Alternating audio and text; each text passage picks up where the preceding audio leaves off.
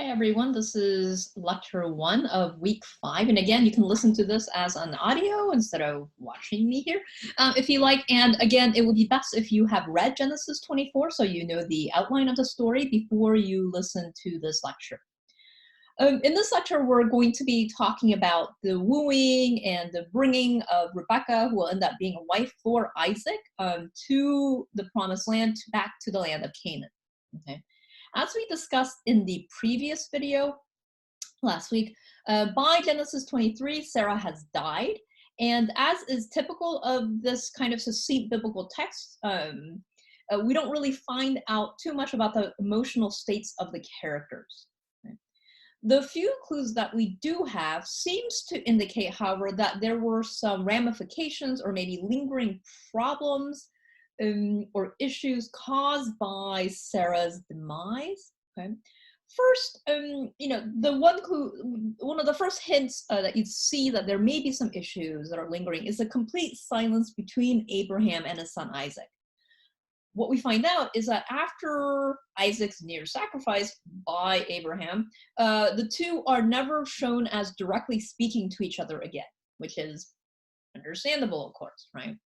But it does make you wonder whether Isaac was more deeply affected by what happened to him, maybe psychologically transformed or traumatized somehow, than this hex lets on directly. And this some kind of disconnect or the silence or the lack of communication between Isaac and his father, maybe due to the near sacrifice, maybe also due to the traumatic, experience that they're going through together, which is Sarah's death, okay, may explain what happens next in Genesis 24. And this is what Genesis 24, verse 1 and following says. Now Abraham was old, well advanced in years, and the Lord had blessed Abraham in all things. And Abraham said to his servant, the oldest of his house, who had been in charge of all that he had, put your hand under my thigh, and I will make you swear by the Lord, the God of heaven and earth, that you will not get a wife for my son from the daughters of the Canaanites among whom I live, but will go to my country and to my kindred and get a wife for my son Isaac. And the servant said to him, perhaps the woman may not be willing to follow me to this land. Must I then take your son back to the land from which you came?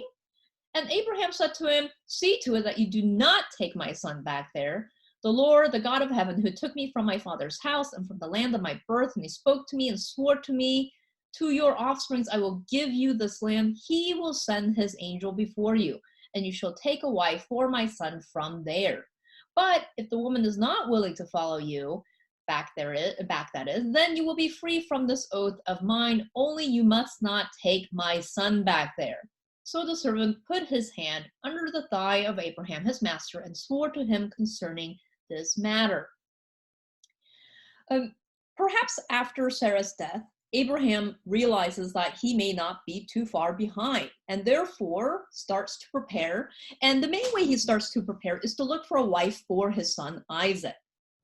Now, this seems initially okay, but what happens in the sort of short passage I read to you, there's a lot of strange things going on, okay? Like I said before, like I hinted, one of the first strange things is that Abraham never says a peep about this whole plan of his to Isaac. So there's no discussion with him, no asking Isaac whether he's okay, whether he's ready to have a wife, whether he has any preferences about the woman he's gonna marry. He doesn't, Abraham does not even tell Isaac that he's about to embark on getting a wife for him. Okay? Relatedly, it is also strange that Abraham is sending a servant in Isaac's place. Okay? For example, Isaac's son Jacob, you'll see a couple of lectures later, will go out and find his own wife. Okay? Added to this, notice how protective Abraham is about Isaac leaving to look for a wife himself. In Genesis 24, verse 6, when the servant asks, well, what if the woman doesn't want to randomly follow me back, to go to the house of some guy she's never seen before? Notice how Abraham, instead of saying, yeah, that's true, maybe she might have some reasons not to do that, instead he says, no, you must never take Isaac back there. So, why is Abraham, treating Isaac so delicately? Why is he so afraid of Isaac going to look for his own wife when just 2 chapters ago, Abraham seems totally fine with taking Isaac on a camping trip and trying to kill him. Okay. All of this have led some interpreters to wonder whether there is something a little bit off about Isaac. Okay. Some argue, for example, in one of the articles I've given you to read by Kaminsky, some have argued that maybe Isaac is a kind of comedic character, maybe a holy fool. Others have taken a more negative vision of this. They wonder if Isaac was maybe either mentally disabled, and some say, well, maybe his mom was old, or whether the whole being nearly murdered by dad thing really messed him up. Okay. It could also be that he is depressed. Again, his mother has just died. Or he's not in any state to sort of be active right now. Okay, we don't know. Again, the text doesn't say, right? It only gives you what it has. For some mysterious reason, Isaac cannot leave his house, or Abraham is adamant that Isaac should not leave his house. And for whatever reason, Abraham, his father, is treating him very, very, very delicately. Indeed, Isaac, as you will see, is kind of like the lowliest. He's not the brightest bulb in the three Israelite patriarch sequence. Okay, we have the least amount of stories about him. And the stories that we have of him, interestingly, depict him as either being taken advantage of or acting funny in some way. And so this has led scholars to wonder why among Abraham, Isaac, and Jacob, the three Israelite patriarchs, why we have so little or such bizarre materials on Isaac. Okay. Whatever the case, Abraham makes his servant swear to find Isaac a wife by placing his hands on his thigh. Now, in the biblical text, as you see, there's a lot of euphemisms, okay? And thigh is one of them. Thigh, as well as other words like leg and arm, is a euphemism for the male genitalia. And if you're interested in this stuff, Coogan has written a book, I think it's called Sex in the Bible. Okay. Now, so think about how strange this promise-making scene is, right? The servant promises while holding on to Abraham's genitalia to bring back a wife for Isaac, okay? Now, in the context of the story, some of this kind of makes sense, okay? This method of promise making, okay? Notice that this way of swearing entails a threat, something like, if I fail to do this, do what I sworn I do, let my descendants be cut off, right? They're very interested in having descendants. And it's also appropriate insofar as that, this whole, swearing and everything is for the purpose of the continued fertility of Abraham's house through now Isaac. Right? So maybe that's why this particular form of swearing occurs here. We don't really know. This is the only time we see this kind of oath making in the Bible. So it's hard to know with only one occurrence what it really means. Okay. After making this promise, a servant in Genesis 24 verses 10 and through 14, takes camels loaded with riches, right, and goes to the city of Nahor. We are told in Aram Naharim. Okay, this is the land of the Arameans. Okay, and in Genesis 11:26, verse 26, we are told that Abraham and Nahor are brothers. So think about what's going on here. The servant is essentially going to Isaac's uncle's place. That is back to family, okay, in Aram. Okay, and you'll see why this is important in a moment. Okay. When the servant reaches the place, he prays to God, oh God, please send me the exact right girl for Isaac. Okay, and even before he is finished praying, we are told he is approached by Rebekah, who in Genesis 24, verse 15 and following is identified as the following.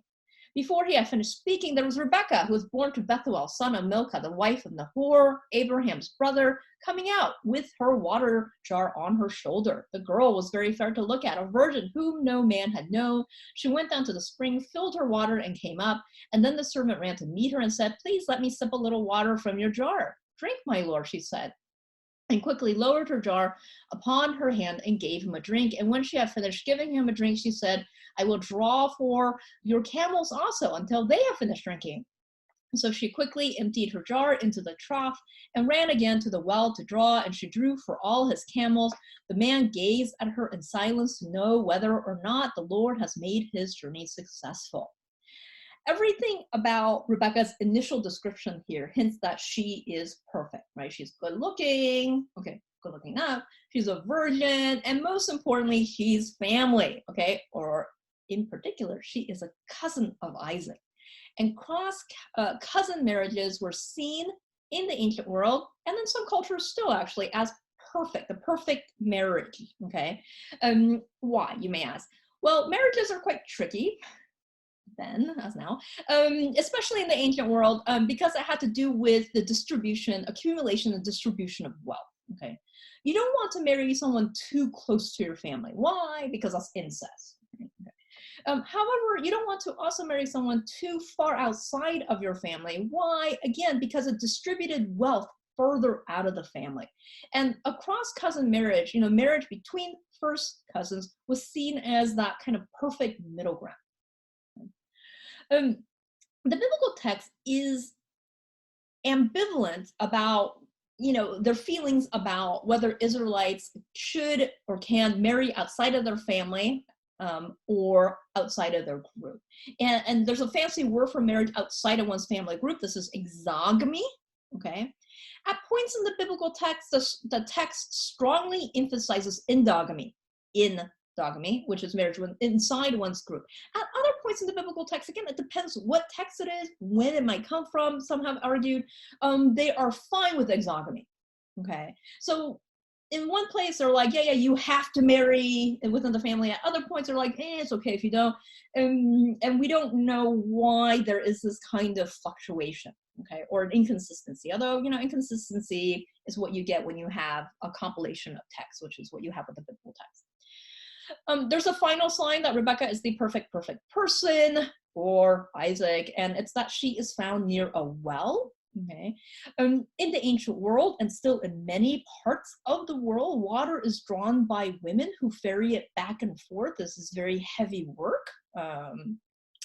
And therefore, the well was a kind of meeting place for women. This is where they caught up on the news of the town, gossiped, maybe kind of hung out a little bit. Okay? This was your ancient, social bar scene, but mainly for women. Okay, Rebekah would be the first in a long line of Israelite heroes and heroines who will find their spouses near a well. The well, as it is filled with water, is really symbolically apt for an ancient kind of meet cute. Okay? Water, like many things in the ancient world, was symbolically dense, as we noted earlier. Sometimes water, especially in the form of the sea or the ocean, symbolized death and chaos. Why? Because, it could drown you, right? But water also was needed to make things live and to make things grow. Okay? For this, you can watch the movie Idiocracy. Anyways, okay. And hence, water also symbolized life and fertility. Okay. And therefore, a well filled with life-giving water was the perfect place to meet a spouse, especially the spouse for an heir of the Abrahamic promise, which, remembered, promised progeny and land to Abraham's descendants. Okay. Anywho, after meeting the perfect girl for Isaac, the servant then meets Rebekah's brother, Laban, who will come into the story again a couple of chapters later, and he is taken into the house of Rebekah's family. Okay, and when he's there in the house, he explains all over again, how he, comes to travel here, why Rebekah is perfect for Isaac, and after some back and forth, Rebekah readily agrees to leave immediately with the servant to go back to Canaan. Now, Rebekah's ready assent, very eager assent, to go to a strange new place with a man she and her family have just met to be married off. This seems to hint of Rebekah's boldness. And she, like many women thus far you've seen in Genesis, is a person that's portrayed as a person of action, maybe bravery, right? The women are always, interestingly, driving the narrative forward. Okay. Now, of course, she may have some other reasons why she's so eager. She may have been enticed by all the riches the servant was carrying. Remember, the text says that he was carrying, loaded with riches, okay? Moreover, it might be that Rebekah does not realize that this man, the servant, is not the man she is going to marry. Remember that she is not in the room when the servant is explaining to her family how he is on an errand for someone else. So it's not clear what Rebekah knows. Mhm. And this lack of knowledge on Rebekah's part may explain the odd thing that happens when Rebekah and Isaac do meet for the first time. And this is described in Genesis 24 in verses 63 through 66, okay, or 62 through 66. So 62. Now Isaac had come from Beer Lahai and was settled in the Negev. And Isaac went out in the evening to walk in the field. And looking up, he saw camels coming. And Rebekah looked up, and when she saw Isaac, she slipped quickly from the camel and said to the servant, "Who is the man over there walking in the field to meet us?" And the servant said, "It is my master." So she took her veil and covered herself, and the servant told Isaac all the things he had done. And then Isaac brought her into his mother Sarah's tent. He took Rebekah, and she became his wife, and he loved her. So Isaac was comforted about his mother's death. Okay. We're told, especially in the translation I've read, that Isaac is walking around one evening. He sees a caravan approaching. He sets his eyes on one camel in particular, and lo and behold, who is it? It turns out that it is Rebekah on that camel. And catching sight of Isaac, Rebekah suddenly tumbles from the saddle. Okay, this is a pretty strange way of meeting. Okay, so what is this about? Initially, it seems, so one way of reading it is that the strange introduction, right, is comedic, okay, or comedic, there's a lot of body humor, okay, or scatological humor here. Okay. The word used to describe what Isaac is doing in the field is rather difficult to translate. It's translated as walking in the field, or thinking in the field is another common translation you'll find. But another possible meaning of this word is that it's kind of euphemism, which means to defecate or to urinate. Right? So kind of a funny interpretation, or the interpretation that this is a funny scene, is that the reader is, left laughing at what is probably, one of the strangest introductions in the Bible. Isaac out using the toilet in the field is suddenly met by his future wife, who is so shocked she falls off her camel. And on this, you want to look at Kaminsky's lengthier essay. Okay, indeed, there may be actually, so that's one reading, and it's kind of light humor. Right, kind of. There's a kind of darker reading, maybe. There may be another reason why Rebekah is so shocked enough to slip from the camel or actually fall from the camel, right? The first is, of course, that she's actually seeing someone using the toilet, so that's kind of shocking. The second reason why she might be so shocked is that this might actually be the first time she realizes that this is the guy who's pissing in the field. That's the guy she agreed to marry, and not the servant who she's been talking to thus far. Okay, so it may be that this kind of introduction is to show you how shocked she is. Okay, kind of like, this is, I guess, the ancient version of waking up the next morning and realizing you've had too much to drink and I did something stupid in the bar or something. Okay. Now, for whatever reason, we have this kind of Three Stooges moment to Isaac and Rebekah's meet cute. This may also be related to the fact that Isaac, of course, his name can mean laughter. Okay. A more positive reading, perhaps this humorous encounter suggests that happiness and joy will kind of begin to emerge from this pairing of Isaac and Rebekah. As befitting his name, Isaac maybe this shows that Isaac can begin to laugh again. Okay. That this is the case is hinted at by verse 67 of this chapter, right? We're told, then Isaac brought her into his mother Sarah's tent. He took Rebekah and she became his wife, and he loved him so. Isaac was comforted over his mother's death. Notice that this is the only mention, right? This tiny note that we get a glimpse into Isaac's emotion, right? That he was actually quite sad over the death of his mother, and how with the help of his now new partner, he will start to kind of emerge out of that depression.